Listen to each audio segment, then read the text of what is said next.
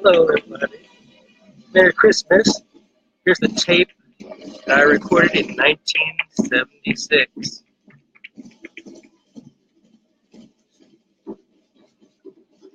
Enjoy.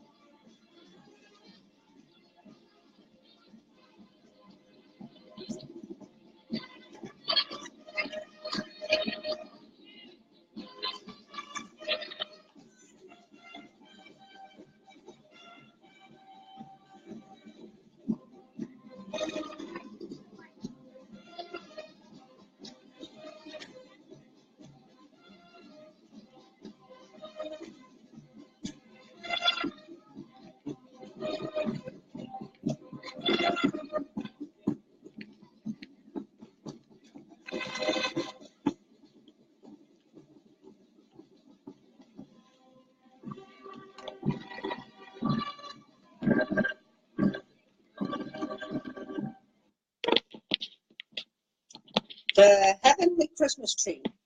I am a novelist, and I suppose I have made up this story. I write, I suppose, though I know for a fact that I have made it up. But yet I keep fancying that it must be some must have happened somewhere at some time, and that it must have happened on Christmas Eve in some great town in a time of terrible frost. I have a vision of a little boy, 6 years old or even younger. This boy woke up that morning in a cold, damp cellar. He was dressed in a sort of a little dressing gown and was shivering with cold. There was a cloud of white steam from his breath, and sitting on a box in the corner, he blew the steam out of his mouth and amused himself in his dullness watching it float away. But he was terribly hungry. Several times that morning he went up to the plank bed where his sick mother was lying on a mattress, as thin as a pancake, and with some sort of bundle under her head for a pillow. How had she come here? She must have come with her boy from some other town and suddenly fallen ill. The landlady, who let the corners, had been taken 2 days before to the police station. The lodgers were out and about as the holiday was so near, and the only one left had been lying for the last 24 hours dead drunk, not having waited for Christmas.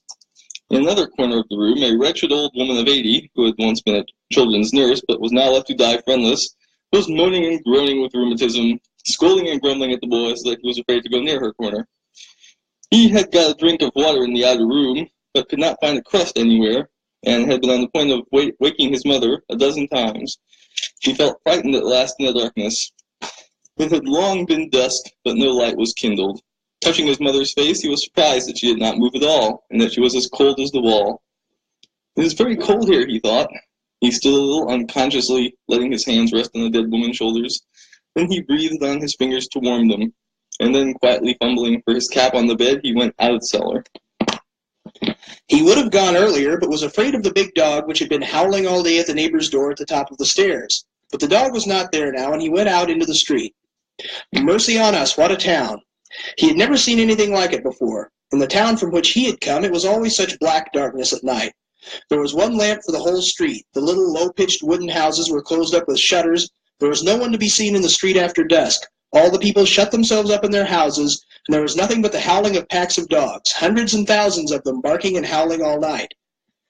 But there it was so warm, and he was given food, while here, oh dear, if he only had something to eat. And what a noise and rattle here, what light and what people, horses and carriages, and what a frost. The frozen steam hung in clouds over the horses, over their warmly breathing mouths. Their hooves clanged against the stones through the powdery snow, and everyone pushed so, and oh dear, how he longed for some morsel to eat, and how wretched he suddenly felt. A policeman walked by and turned away to avoid seeing the boy. Here was another street. Oh, what a wide one. Here he would be run over for certain. How everyone was shouting, racing and driving along. And the light. And what was this? A huge glass window, and through the window a tree reaching up to the ceiling. It was a fir tree, and on it were so many lights, gold, papers, and apples, and little dolls and horses. And there were children, clean and dressed in their best, running about the room, laughing and playing and eating and drinking something. And then a little girl began dancing with one of the boys. What a pretty little girl. And he could hear the music through the window. The boy looked, wondered, and laughed. Though his toes were aching with the cold, and his fingers were red and stiff so that it hurt him to move them. And all at once the boy remembered how his toes and fingers hurt him, and began crying, and ran on. And again, through another window pane, he saw another Christmas tree. And on the table were all sorts of almond cakes, red cakes, and yellow cakes. And 3 grand young ladies were sitting there, and they gave the cakes to anyone who went up to them. And the door kept opening. Lots of gentlemen and ladies went in from the street. The boy crept up, suddenly opened the door, and went in. Oh, how they shouted at him and waved him back. One lady went up to him hurriedly and slipped a kopeck into his hand, and with her own hands opened the door into the street for him. How frightened he was! And the kopeck rolled away and clinked upon the steps. He could not bend his red fingers to hold it tight. The boy ran away and went on, where he did not know. He was ready to cry again, but he was afraid, and ran on and blew his fingers. And he was miserable because he felt suddenly so lonely and terrified. And all at once, mercy on us, what was this again? People were standing in a crowd admiring. Behind a glass window there were 3 little dolls, dressed in red and green dresses, and exactly as though they were alive. One was a little old man sitting and playing with a big violin. The 2 others were standing close by and playing little violins and nodding in time and looking at one another, and their lips moved. They were speaking, actually speaking, only one couldn't hear through the glass. And at first the boy thought they were alive, and then, when he grasped that they were dolls, he laughed. He had never seen such dolls before, and had no idea there were such dolls.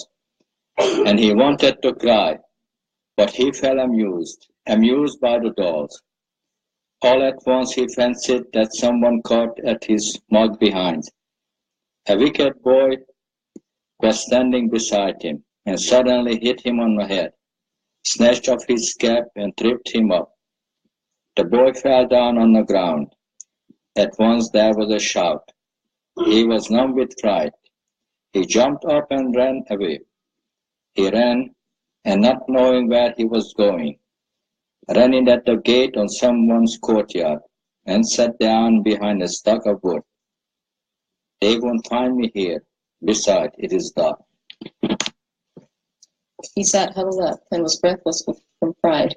And all at once, quite suddenly, he felt so happy.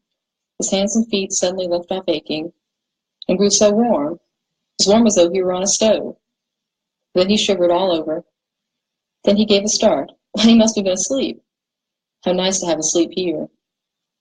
I'll sit here a little and go and look at the dolls again, said the boy, and smiled, thinking of them, just as though they were alive. And suddenly he heard his mother singing over him, "Mammy, I am asleep. How nice it is to sleep here."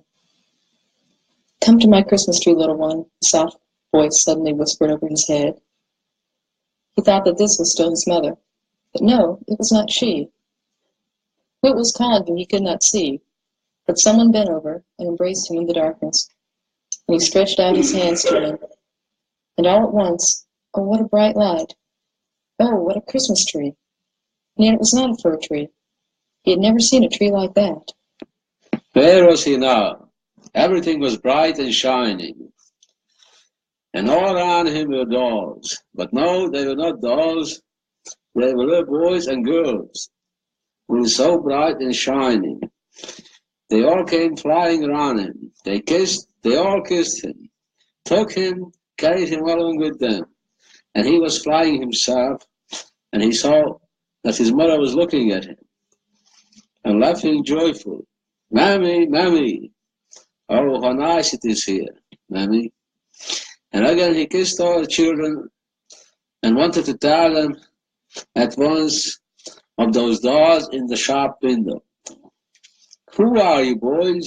Who are you, girls?" he asked, laughing and admiring them. "This is Christ's Christmas tree," they answered. Christ always has a Christmas tree on this day for the little children who have no tree of their own.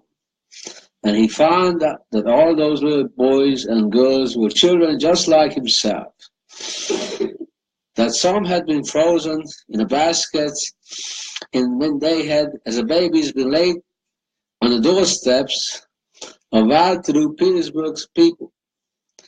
Others had been boarded out with Finnish women by the foundling and had been suffocated. Others had died at their starved mother's breasts in the Samaritan famine.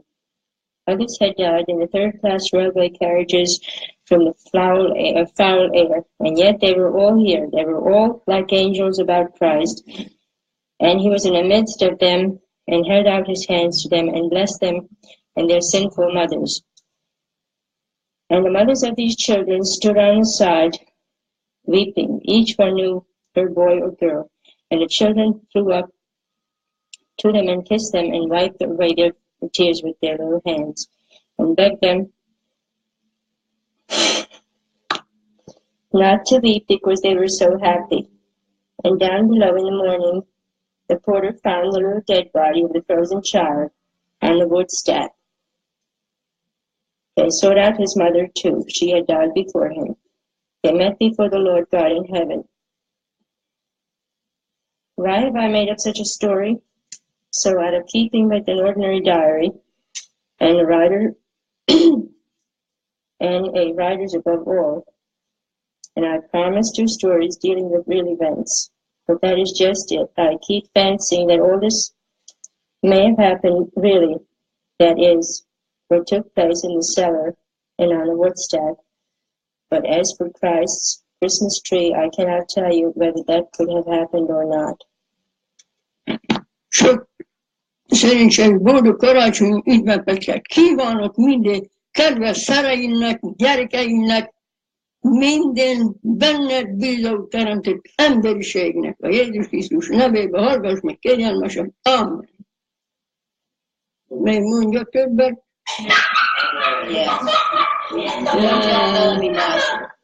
Másod mondja.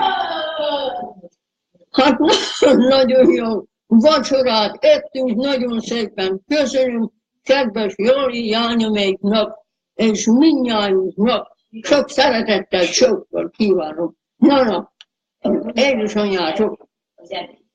Silent night, holy night, all is calm, all is bright, round your virgin mother and child. Holy, so tender and mild, sweet,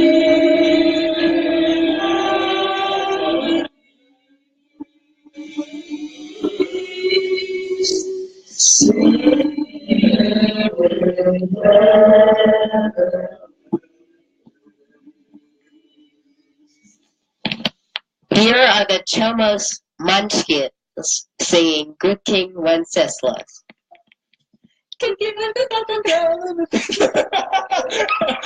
All right, fellas, let's try it again.